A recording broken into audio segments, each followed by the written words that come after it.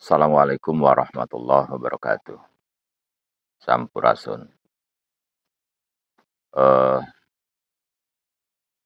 sudah lebih dari 2 tahun, polemik nasab dan hampir setiap hari selalu ada orang yang datang ke saya selaku Ketua Balai Adat Keariaan Tangerang yang menanyakan tentang, polemik nasab ini.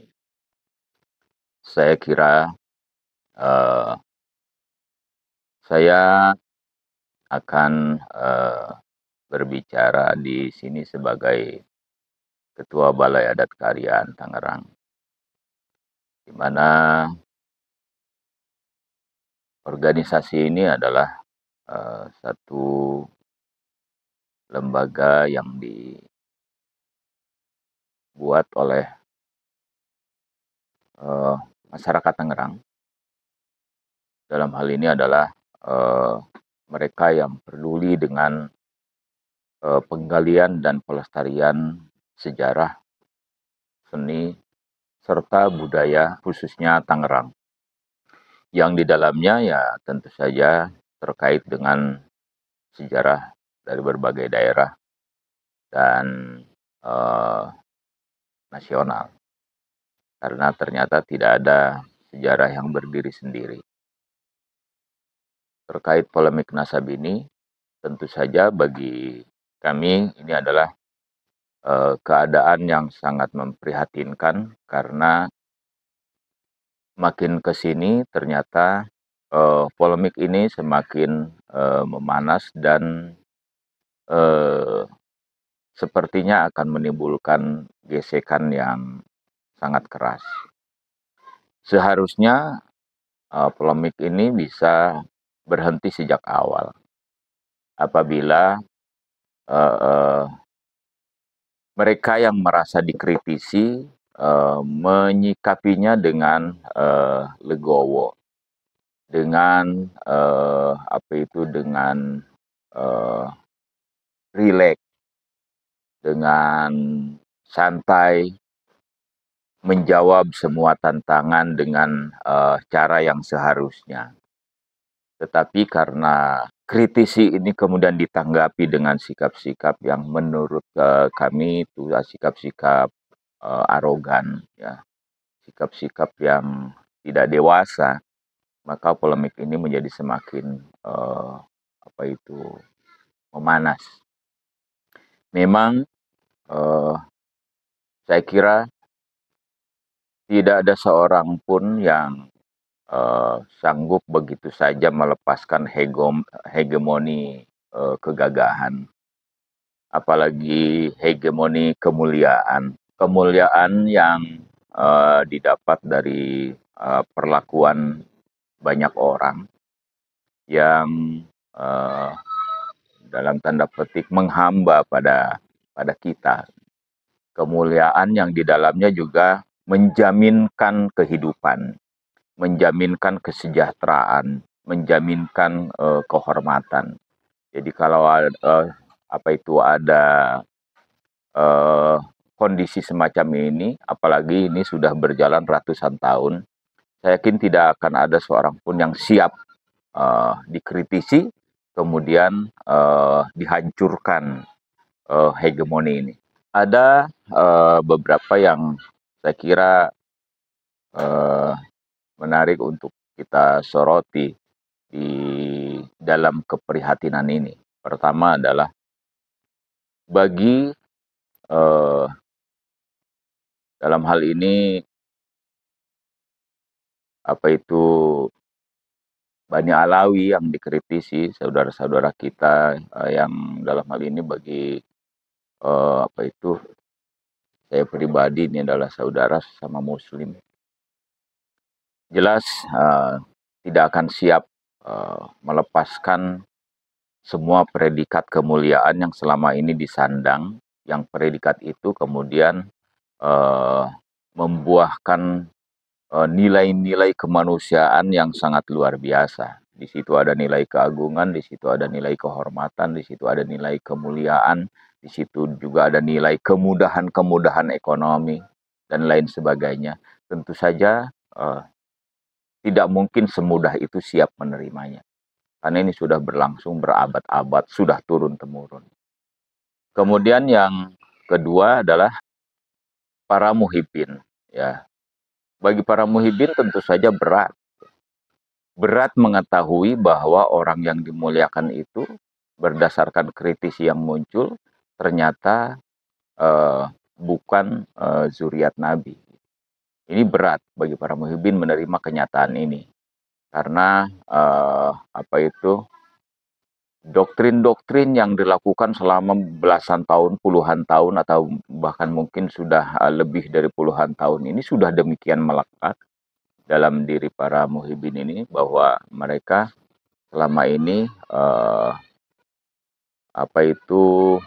mengabdi pada orang yang dimuliakan gitu, orang-orang yang sangat mulia karena zuriat Nabi.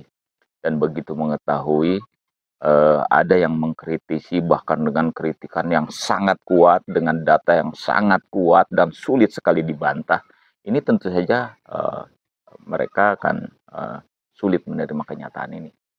Dan walaupun mohon maaf ya, sayang sekali bahwa ketidaksiapan itu kemudian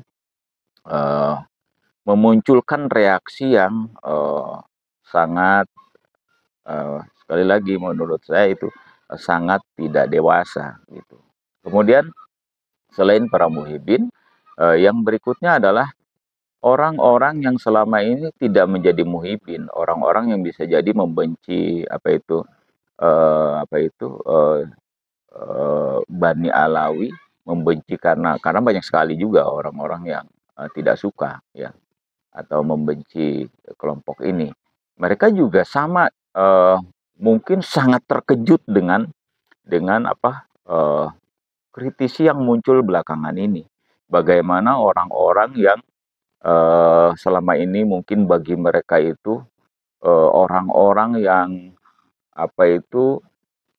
sangat mereka tidak suka, tetapi mereka tidak berdaya untuk melawan apapun karena mereka sosok-sosok yang dimuliakan, sosok-sosok yang dinyatakan sekian lama terkait langsung dengan Nabi terakhir. Ya, begitu mendengar kritikan ini, ya, begitu mendengar temuan-temuan yang terakhir ini bagi mereka juga mengejutkan gitu. Mengejutkan mungkin juga bagi mereka ada semacam kegembiraan menerima kenyataan. Oh, ternyata orang yang selama ini mereka kira memang zuriat Rasulullah gitu, walaupun bagi mereka mungkin apa yang dilakukannya tidak serak dalam hati mereka. Nah, ini juga muncul reaksi yang kemudian mohon maaf menimbulkan juga reaksi yang mungkin tidak arogan, tetapi muncul statement-statement yang mohon maaf mungkin menghinakan, ya, menghinakan. Muncul kalimat-kalimat seperti membuli gitu. Karena apa? Karena orang yang tidak mereka sukai, yang selama ini diagung-agungkan oleh para muhibbinnya sebagai zuriat Rasulullah, ternyata tidak tersambung kepada Rasulullah gitu. Nah, ini jadi ada sisi-sisi kemanusiaan dari kelompok-kelompok yang berbeda. Lalu di akhir-akhir ini polemik ini juga sepertinya harusnya sudah sampai finish. Tetapi tentu saja tidak semudah itu juga diselesaikan. Bagi mereka yang tercerahkan dengan kritisi yang dimunculkan oleh Kiai Haji Imaduddin Usman dari Kresek, Tangerang, Banten, ini mungkin yakin sudah finish. Seperti misalnya Raden Haji Roma Irama gitu, yang saya lihat di Facebook beliau sudah tegas menyatakan bahwa sejak hari beliau memposting maka beliau sudah menyatakan bahwa eh, hakul yakin, bahwa dia berkeyakinan bahwa Bani Alawi itu bukan zuriat Nabi gitu. Tetapi beliau juga dengan tegas menyatakan eh, pengetahuan ini sama sekali tidak merubah kecintaannya pada para Bani Alawi. Kemudian di kalangan politisi kita tahu bahwa ada uh, Mahfud MD, ini tokoh nasional yang bagi masyarakat Indonesia tentu saja sangat penting ya. Beliau sendiri juga dengan tegas menyatakan bahwa dia tidak percaya bahwa Bani Alawi itu adalah keturunan Rasulullah. Ditambah lagi dengan kenyataan banyak sekali video-video di YouTube yang itu dengan tegas apa itu statement-statement dari para pendakwah Bani Alawi, daripada mubalik Bani Alawi yang mengeluarkan statement-statement yang sangat tidak bersahabat ya, sangat menyakiti orang-orang nasionalis ya. Di situ ada kalimat-kalimat bahwa Indonesia milik Tarim, artinya Indonesia itu milik orang-orang Tarim. Kemudian ada kalimat-kalimat lain yang oleh Pak Mahfud MD sudah menjadi bagian yang menimbulkan rasa nasionalisme beliau itu bangkit. Nah, saya kira bukan cuma dua tokoh itu saja gitu. Banyak sekali masyarakat-masyarakat di Indonesia ini yang merasa tercerahkan. Ini terbukti dengan beredarnya juga surat-surat dari beberapa cabang organisasi-organisasi di bawah NU yang dengan tegas melarang atau meminta masyarakat untuk tidak mengundang para Habib gitu. Artinya bagi mereka yang sudah merasa tercerahkan, ini dianggap sudah selesai, cukup sudah bahwa betul Bani Alawi atau para Balawi atau para Habib ini bukan zuriat Nabi Shallallahu Alaihi Wasallam. Tapi bagi mereka yang apa itu sudah menjadi muhibin yang sudah melekat dalam dirinya, tentu saja ini berat. Bagi mereka ini belum selesai. Seandainya ini mau dianggap selesai oleh saudara-saudara kita dari Bani Alawi dan para muhibinnya, maka sikap yang harus diambil harusnya ya sudah diam gitu. Diam gitu, jangan lagi berteriak-teriak bahwa kami zuriat Nabi di dalam darah kami mengalir darah Rasulullah, di dalam diri kami mengalir darah Rasulullah. Cukup sudah. Cukup bahwa keyakinan bahwa mereka zuriat Nabi, ya sudah, pegang saja sendiri, tidak usah diteriakan kepada orang lain. Saya kira kalau sejak awal sikap ini diambil, ini tidak harus panas seperti sekarang. Keyakinan itu cukuplah pegang sendiri, itu diyakini sendiri, ya kemudian perlihatkan kelayakan perilaku, kelayakan akhlak sebagai zuriat Nabi, perlihatkan saja gitu.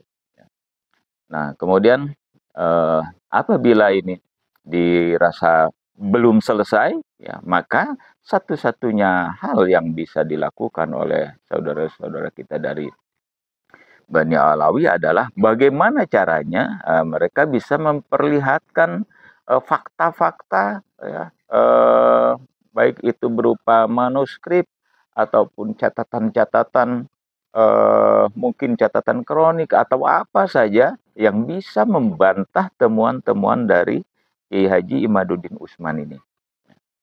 Karena tidak bisa memang, ya saya setuju dengan pemikiran para ilmuwan bahwa pengetahuan ilmiah, temuan ilmiah, fakta-fakta ilmiah memang harus dilawan dengan itu, dengan fakta ilmiah, dengan temuan ilmiah, dengan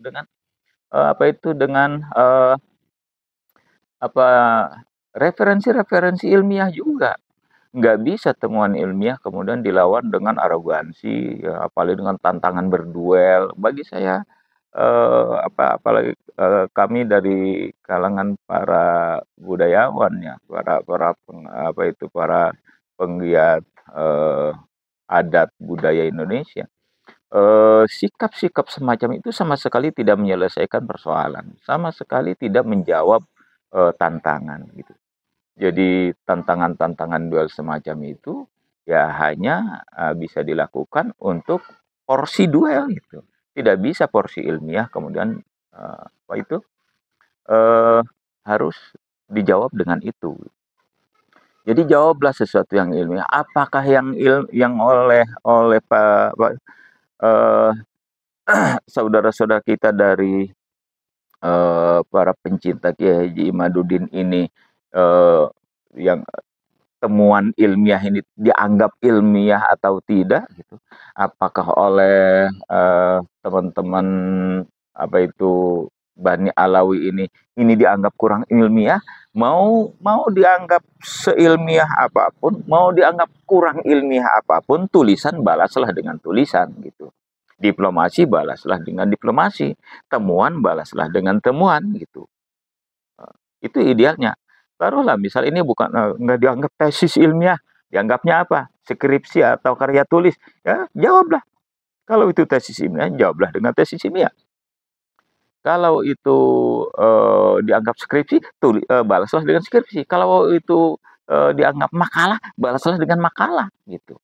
Nah, ini yang sampai sekarang ini tidak pernah bisa dijawab dengan apa itu dengan eh, baik ya, dengan baik oleh teman-teman dari Bani Alawi, bahwa ada orang-orang yang berusaha menjawab ya, ada beberapa orang yang menjadi wakil dari Rabithah Alawiyah untuk menjawab, tapi belum memberikan jawaban.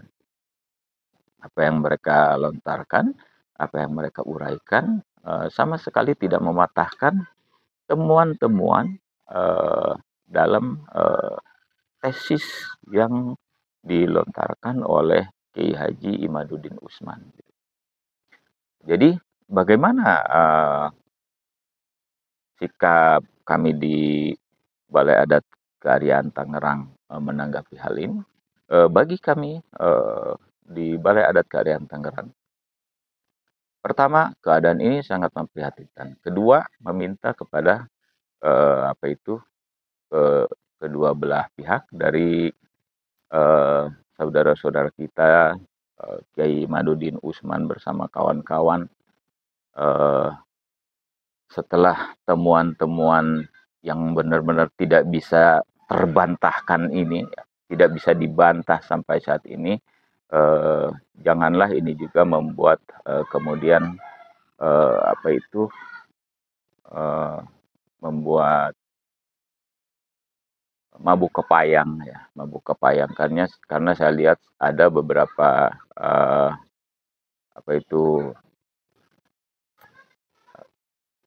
statement-statement dari para pencintanya itu yang mengeluarkan juga kalimat-kalimat bullying itu ya. Jadi nggak usah jadi bahan membuli ya, bahwa kemenangan faktual ini jangan membuat besar kepala ya.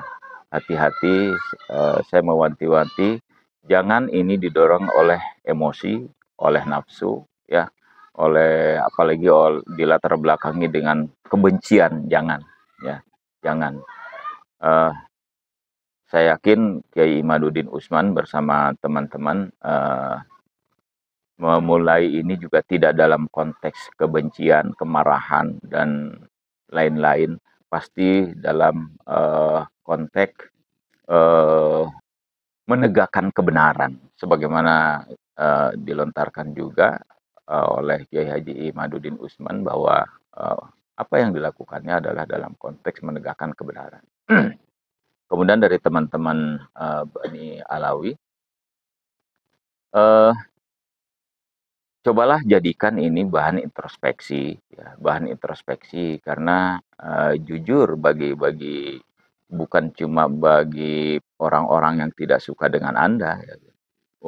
Bukan cuma bagi orang-orang yang berbeda pandangan politik dengan Anda, tapi bagi orang-orang lain, terutama orang-orang yang diam seperti para para pelaku budaya, itu mereka lebih banyak diam, tapi melihat sebenarnya, melihat ada ada beberapa perilaku yang tidak menunjukkan akhlak yang baik. Sama sekali tidak menunjukkan akhlak Rasulullah, bahkan bertentangan dengan akhlak Rasulullah. Dan banyak statement-statement yang seperti Pak Mahfud MD sampaikan, banyak statement-statement, dan itu nggak bisa dibantah karena videonya masih banyak berseliweran di medsos. Statement-statement yang menyakiti nasionalisme orang-orang Indonesia, menyakiti nasionalisme orang-orang yang sangat mencintai tanah air, kemudian menyakiti mereka yang masih menjadi bagian dari zuriat Wali Songo. Berhentilah merasa paling mulia, berhentilah merasa paling tinggi, berhentilah merasa paling layak dihormati, ya. Sebelum bisa menjawab dengan tegas, faktual, dan berdasarkan uh, referensi-referensi yang kuat persoalan ini, berhentilah untuk merasa paling paling tinggi, karena ketika orang lain merasakan ini, uh, tidak akan ketemu kenyamanan. Ini akan terus berpolemik.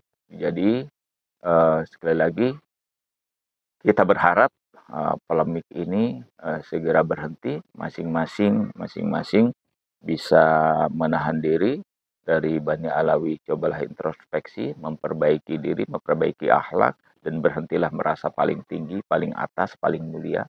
Karena sampai sekarang bantahan yang dilontarkan oleh Kiai Imaduddin Usman dan kawan-kawan itu hampir tidak bisa dijawab. Kemudian dari teman-teman Kiai Haji Imaduddin Usman dan kawan-kawan, agar bisa meredam para pencintanya untuk tidak melontarkan statement-statement yang mengejek, meledek, atau membuli gitu. Supaya apa? Supaya persatuan ukhuwah kita sebagai muslim, kemudian persatuan NKRI kita tidak terganggu. Ada banyak yang dipertaruhkan ketika kita saling berkelahi, adalah kesatuan NKRI, adalah ukhuwah Islamiyah gitu. Itu yang akan menjadi pertaruhan, dan itu sangat mahal. Walaupun sebenarnya kita sudah juga diberikan isyarah-isyarah bahwa ya di akhir zaman nanti memang akan muncul kekisruhan besar. Ya, bisa jadi bahwa kekisruhan itu kita yang menciptakan saat ini, belum tahu juga. Tapi selama kita masih bisa menahan diri, bisa menghindar dari kekisruhan itu, kenapa tidak gitu. Ayolah bahwa kita sama-sama bisa memperjuangkan kesatuan NKRI ini, ya, kesatuan NKRI ini dengan sebaik-baiknya. Saya kira demikian. Billahi taufiq wal hidayah. Wassalamualaikum warahmatullahi wabarakatuh.